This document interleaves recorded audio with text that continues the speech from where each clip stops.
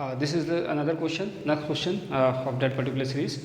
The question given here is 22nd term of AP. AP given to here is 3/2, 1/2, -1/2, -3/2 is, यानी कि हमको बताना है कि इसमें जो ये जो AP अगर आपको हमको दी है तो इसका 22nd टर्म क्या होगा। तो AP सबसे पहले आपको पता होना चाहिए AP निकालने के लिए AP होती क्या है। तो AP is a series in which the difference between two consecutive number is always same. Okay, यानी लगातार जो आपके दो नंबर्स आ रहे हैं जो कॉन्जिक्यूटिव सीरीज में हैं उनके बीच का जो डिफरेंस होता है वो सेम होता है, जिसको हम लोग जानते हैं कॉमन डिफरेंस के नेम से। ओके, तो उनके बीच का डिफरेंस कॉमन होता है। तो अगर 20 तो यहाँ पे अगर बात करें जो पहला टर्म होता है उसको हम ए से डिनोट करते हैं। क्या?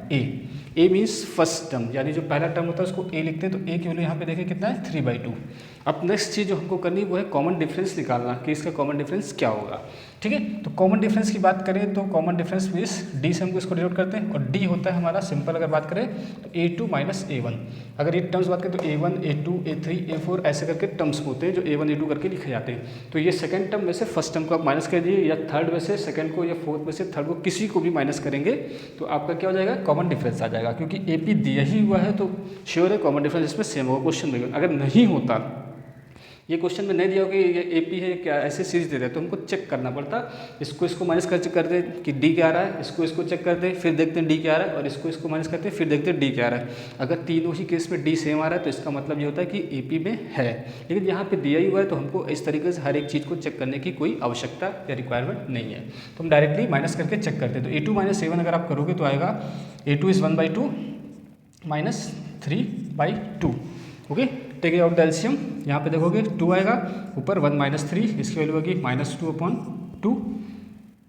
ठीक है, और -2/2 कैंसिल होके -1। तो कहीं ना कहीं कॉमन डिफरेंस आपका कितना हो गया, -1।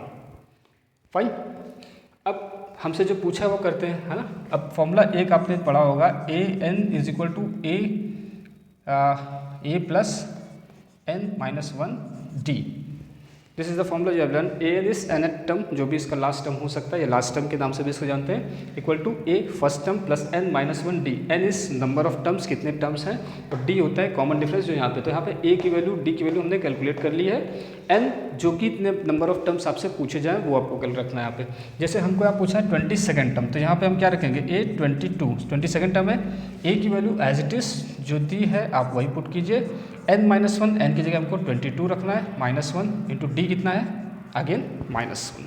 Fine, so 3/2 plus 22 - 1 is 21।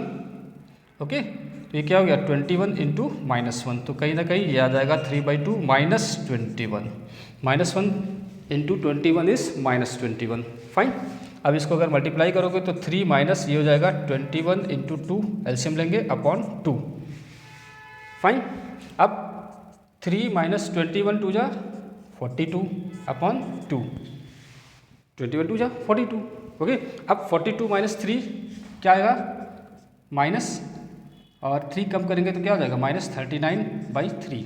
यानी जो आपका A22 आएगा यहाँ पे सॉल्व करके, यानी 22nd टर्म जो इस AP का होगा वो कितना होगा, -39/3। ये हमारा आंसर होगा।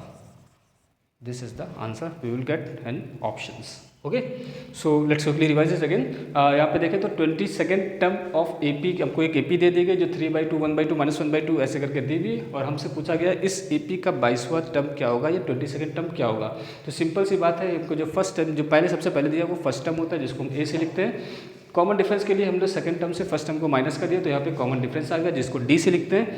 फिर हमने फॉर्मूला लगाया AN = A + n-G, nth term का फॉर्मूला होता है। यहाँ पे 22nd थे तो n की वैल्यू 22 रख दी। यहाँ पे A पहला टर्म है, फिर n की जगह 22 - 1 और D की जगह -1। फिर इसको सब्सिक्वेंटली आप सॉल्व करेंगे तो आप देखेंगे आपका फाइनल आंसर क्या हो जाएगा, -39/3।